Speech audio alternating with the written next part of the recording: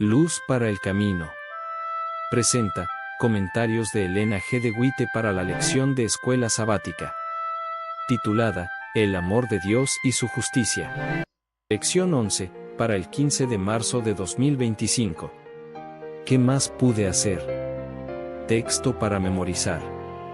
Le dijo entonces Pilato, luego, ¿eres tú rey? Respondió Jesús, tú dices que yo soy rey.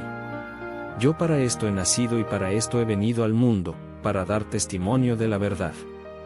Todo aquel que es de la verdad, oye mi voz. Juan 18, 37.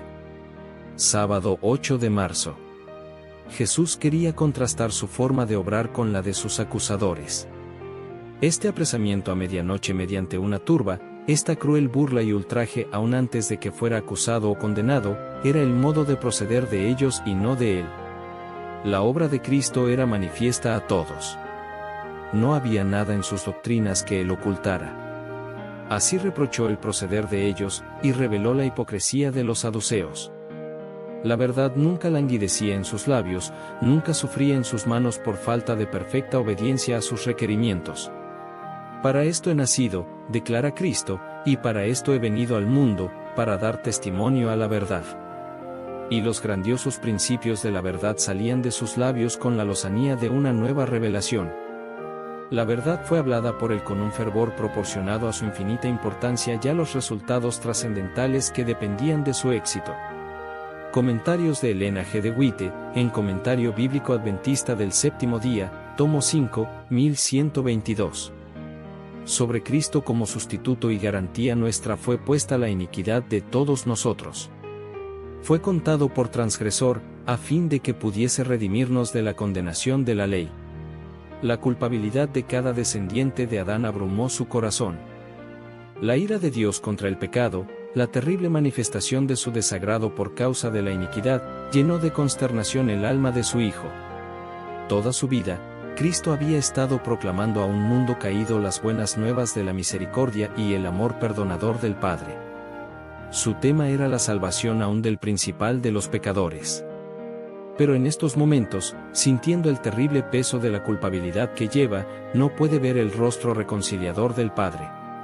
Al sentir el Salvador que de él se retraía el semblante divino en esta hora de suprema angustia, atravesó su corazón, a pesar de que nunca podrá comprender plenamente el hombre.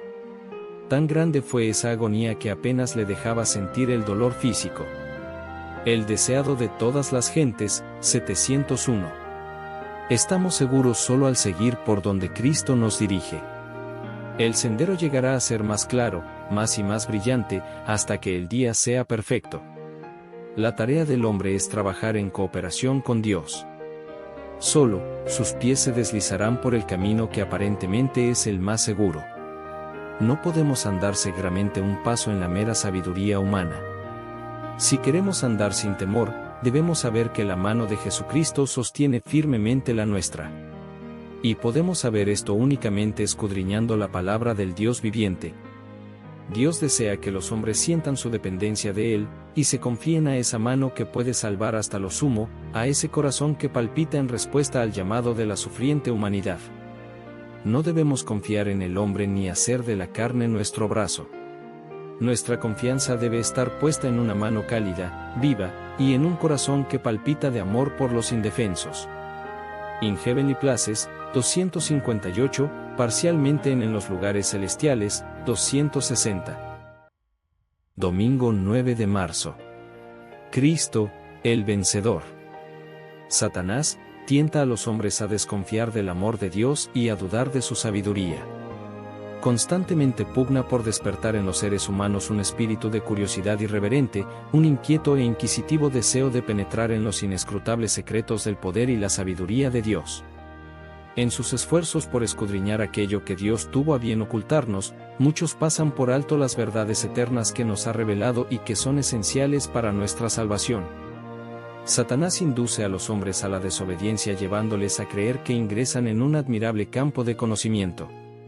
Pero todo esto es un engaño. Ensoberbecidos por sus ideas de progreso, pisotean los requerimientos de Dios, caminando por la ruta que los lleva a la degradación y a la muerte. Historia de los Patriarcas y Profetas, 37-38.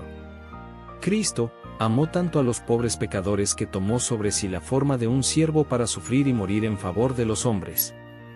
Jesús pudo haber permanecido a la diestra de su Padre, con la corona real en la sien y vistiendo las ropas reales.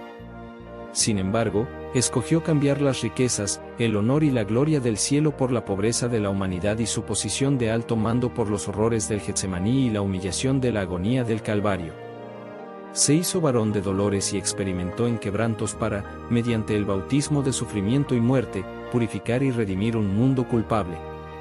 Cristo sufrió fuera de las puertas de Jerusalén, porque el Calvario estaba fuera de los muros de la ciudad.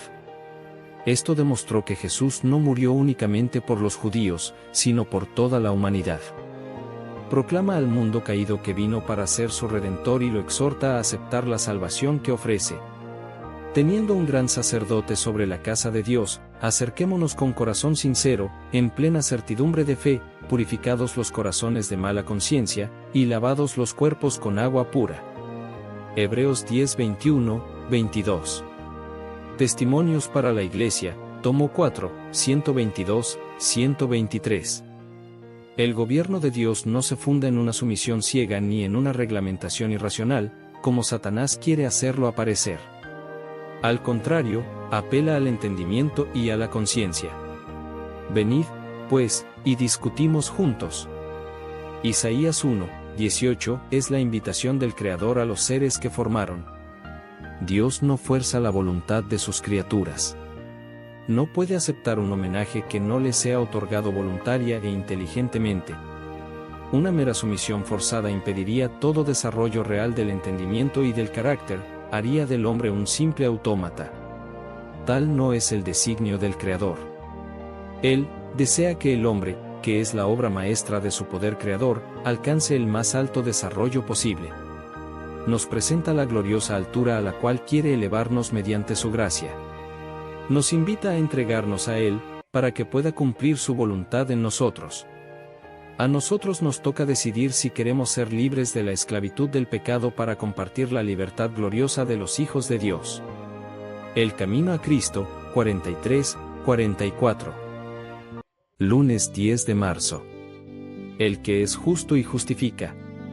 La expiación de Cristo no es simplemente una forma capaz de hacer que sean perdonados nuestros pecados, es un remedio divino para la curación de las transgresiones y la restauración de la salud espiritual, es el medio ordenado por el cielo por el cual la justicia de Cristo puede estar no solo sobre nosotros, sino en nuestros corazones y caracteres. Cristo vino a este mundo para mostrarnos lo que Dios puede hacer y lo que nosotros podemos hacer en cooperación con Dios. Fue al desierto en la carne humana para ser tentado por el enemigo. Sabe lo que es tener hambre y sed. Conoce las debilidades y flaquezas de la carne. Fue tentado en todo como nosotros somos tentados. Nuestro rescate ha sido pagado por nuestro Salvador. Nadie necesita estar esclavizado por Satanás. Cristo está ante nosotros como nuestro ejemplo divino, nuestro ayudador todopoderoso. Hemos sido comprados por un precio que es imposible de calcular. ¿Quién puede medir la bondad y misericordia del amor redentor?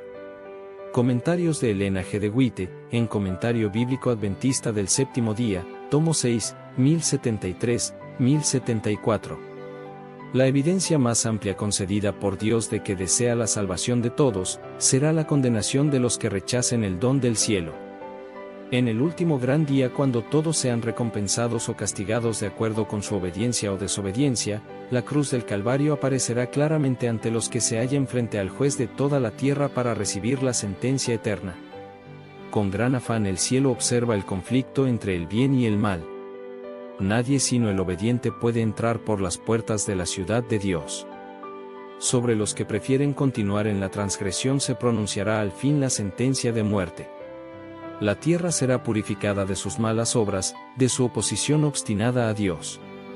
Las reglas de vida que el Señor ha dado harán a los hombres puros, felices y santos. Solamente aquellos que obedecen estas reglas podrán escuchar de los labios del Cristo las palabras, subid más alto. In Heavenly Places, 361, parcialmente en los lugares celestiales, 363. Toda manifestación del poder de Dios a favor de su pueblo despierta la enemistad de Satanás. Cada vez que Dios obra en su favor, Satanás y sus ángeles obran con renovado vigor para lograr su ruina. Se esfuerza por espantar sus almas con el pensamiento de que su caso no tiene esperanza, que la mancha de su contaminación no podrá nunca lavarse. Espera destruir así su fe, a fin de que cedan plenamente a sus tentaciones, y abandonen su fidelidad a Dios. Los hijos del Señor no pueden contestar las acusaciones de Satanás. Al mirarse a sí mismos, están listos a desesperar, pero apelan al divino abogado. Presentan los méritos del Redentor. Dios puede ser justo, y el que justifica al que es de la fe de Jesús. Con confianza los hijos del Señor le suplican que acalle las acusaciones de Satanás y anule sus lazos, y con el poderoso argumento de la cruz, Cristo impone silencio al atrevido acusador. Palabras de vida del Gran Maestro, 132-133. Martes 11 de marzo. El cántico de mi amado. Dios en su Hijo había estado buscando fruto y no lo había encontrado. Israel era un estorbo en la tierra. Su misma existencia era una maldición, pues ocupaba en la viña el lugar que podía haber servido para un árbol fructífero. Despojaba al mundo de las bendiciones que Dios se proponía darle. Los israelitas habían representado mal a Dios entre las naciones. No eran meramente inútiles, sino un obstáculo decidido. En gran medida su religión descarriaba a la gente, y obraba la ruina en vez de la salvación. En la parábola, el viñero no pone objeción a la afirmación de que si el árbol permanecía infructífero debía ser cortado, pero conoce y comparte los intereses del dueño en cuanto a aquel árbol estéril. Nada podía darle mayor placer que verlo crecer y fructificar. Responde al deseo del dueño diciendo, déjala aún este año, hasta que la excave y estercole. Y si hiciere fruto, bien. El viñero no rehúsa trabajar por una planta tan poco promisoria.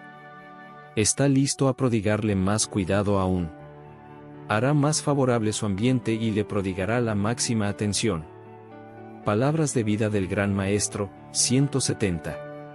En las colinas de Palestina, nuestro Padre Celestial había plantado su buena vid, y él mismo era el que la cultivaba. Muchos fueron atraídos por la hermosura de esta vid, y declararon su origen celestial. Pero para los dirigentes de Israel parecía como una raíz en tierra seca. Tomaron la planta, la maltrataron y pisotearon bajo sus profanos pies. Quería destruirla para siempre. Pero el celestial viñador no la perdió nunca de vista. Después que los hombres pensaron que la habían matado, la tomó y la volvió a plantar al otro lado de la muralla. Ya no se vería el tronco. Quedaría oculto de los rudos asaltos de los hombres. Pero los sarmientos de la vid colgaban por encima de la muralla. Habían de representarla. Por su medio, se podrían unir todavía inyectados a la vid. De ella se ha ido obteniendo fruto. Ha habido una cosecha que los transeúntes han arrancado. El deseado de todas las gentes, 629. ¿Podría Dios habernos dado prueba mayor de su amor que al dar así a su Hijo para que pase por estas escenas de sufrimiento? Y como el don de Dios al hombre fue el don gratuito de su amor infinito, así sus derechos a nuestra confianza, nuestra obediencia, todo nuestro corazón y la riqueza de nuestros afectos, son correspondientemente infinitos. Requiere todo lo que el hombre puede dar. La sumisión de nuestra parte debe ser proporcional al don de Dios. Debe ser completo, sin ninguna reserva. Todos somos deudores de Dios. Él tiene sobre nosotros derechos que no podemos satisfacer sin entregarnos en sacrificio pleno y de buen grado. Exige nuestra obediencia pronta y voluntaria, y no aceptará nada que no llegue a esto. Testimonios para la Iglesia, tomo 3, 407-408. Miércoles 12 de marzo. La parábola de Cristo acerca de la viña. Esta parábola, de la viña, tiene gran importancia para todos aquellos a quienes se les confían responsabilidades en el servicio del Señor. Dios apartó a un pueblo para que fuese educado por Cristo. Lo llevó al desierto para prepararlo para su obra, y allí le dio el código más elevado de moral, su santa ley. A él le fue encomendado el libro de instrucción de Dios, las escrituras del Antiguo Testamento.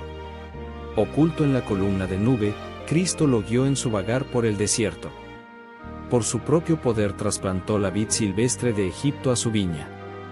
Bien podía Dios preguntar, ¿qué más se podía hacer a mi viña, que yo no haya hecho en ella? Isaías 5, 4. La historia de los hijos de Israel fue escrita para nuestra admonición e instrucción, a quienes han alcanzado los fines de los siglos. Aquellos que estén firmes en la fe en estos últimos días, y finalmente sean admitidos en la Canaán celestial, deben escuchar las palabras de advertencia pronunciadas por Jesucristo a los israelitas. Estas lecciones fueron otorgadas a la Iglesia en el desierto para que el pueblo de Dios las estudiara y les prestara atención a través de sus generaciones, para siempre. La experiencia del pueblo de Dios en aquel desolado paraje será la de su pueblo en estos tiempos. La verdad es una salvaguarda en todas las edades para los que se mantienen firmes en la fe que fue dada una vez a los santos. Alza tus ojos, 230. El pueblo judío podría haberse arrepentido si así lo hubiera querido, pero sus integrantes estaban vestidos con la ropa de su justicia propia. Sostenían ser los descendientes de Abraham y consideraban como propia toda promesa hecha a Israel. Pero el Israel de Dios está formado por aquellos que se convierten, no por los que son descendientes de Abraham. Alza tus ojos, 78. Con asombro, los ángeles contemplaron el amor infinito de Jesús, quien, sufriendo la más intensa agonía mental y corporal, pensó solamente en los demás y animó al alma penitente a creer. En su humillación, se había dirigido como profeta a las hijas de Jerusalén, como sacerdote y abogado, había intercedido con el Padre para que perdonase a sus homicidas, como Salvador amante, había perdonado los pecados del ladrón arrepentido. El Señor de Gloria estaba muriendo en rescate por la familia humana. Al entregar su preciosa vida, Cristo no fue sostenido por un gozo triunfante. Todo era lobreguez opresiva. No era el temor de la muerte lo que le agobiaba. No era el dolor ni la ignominia de la cruz lo que le causaba agonía inefable. Cristo era el príncipe de los dolientes. Pero su sufrimiento provenía del sentimiento de la malignidad del pecado, del conocimiento de que por la familiaridad con el mal, el hombre se había vuelto ciego a su enormidad. Cristo vio cuán terrible es el dominio del pecado sobre el corazón humano, y cuán pocos estarían dispuestos a desligarse de su poder. Sabía que sin la ayuda de Dios la humanidad tendría que perecer, y vio a las multitudes perecer teniendo a su alcance ayuda abundante. El deseado de todas las gentes, 669 a 701. Miércoles 12 de marzo. La parábola de Cristo acerca de la viña. Esta parábola, de la viña, tiene gran importancia para todos aquellos a quienes se les confían responsabilidades en el servicio del Señor. Dios apartó a un pueblo para que fuese educado por Cristo. Lo llevó al desierto para prepararlo para su obra, y allí le dio el código más elevado de moral, su santa ley. A él le fue encomendado el libro de instrucción de Dios, las escrituras del Antiguo Testamento. Oculto en la columna de nube, Cristo lo guió en su vagar por el desierto. Por su propio poder trasplantó la vid silvestre de Egipto a su viña. Bien podía Dios preguntar, ¿qué más se podía hacer a mi viña, que yo no haya hecho en ella? Isaías 5, 4. La historia de los hijos de Israel fue escrita para nuestra admonición e instrucción, a quienes han alcanzado los fines de los siglos. Aquellos que estén firmes en la fe en estos últimos días, y finalmente sean admitidos en la Canaán celestial, deben escuchar las palabras de advertencia pronunciadas por Jesucristo a los israelitas. Estas lecciones fueron otorgadas a la Iglesia en el desierto para que el pueblo de Dios las estudiara y les prestara atención a través de sus generaciones, para siempre. La experiencia del pueblo de Dios en aquel desolado paraje será la de su pueblo en estos tiempos. La verdad es una salvaguarda en todas las edades para los que se mantienen firmes en la fe que fue dada una vez a los santos. Alza tus ojos, 230. El pueblo judío podría haberse arrepentido si así lo hubiera querido, pero sus integrantes estaban vestidos con la ropa de su justicia propia. Sostenían ser los descendientes de Abraham y consideraban como propia toda promesa hecha a Israel. pero el Israel de Dios está formado por aquellos que se convierten, no por los que son descendientes de Abraham. Alza tus ojos. 78. Con asombro, los ángeles contemplaron el amor infinito de Jesús, quien, sufriendo la más intensa agonía mental y corporal, pensó solamente en los demás y animó al alma penitente a creer. En su humillación, se había dirigido como profeta a las hijas de Jerusalén, como sacerdote y abogado, había intercedido con el Padre para que perdonase a sus homicidas, como Salvador amante, había perdonado los pecados del ladrón arrepentido. El Señor de Gloria estaba muriendo en rescate por la familia humana. Al entregar su preciosa vida, Cristo no fue sostenido por un gozo triunfante. Todo era lobreguez opresiva.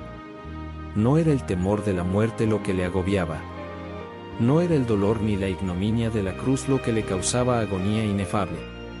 Cristo era el príncipe de los dolientes. Pero su sufrimiento provenía del sentimiento de la malignidad del pecado, del conocimiento de que por la familiaridad con el mal, el hombre se había vuelto ciego a su enormidad. Cristo vio cuán terrible es el dominio del pecado sobre el corazón humano, y cuán pocos estarían dispuestos a desligarse de su poder. Sabía que sin la ayuda de Dios la humanidad tendría que perecer, y vio a las multitudes perecer teniendo a su alcance ayuda abundante. El deseado de todas las gentes, 669 a 701.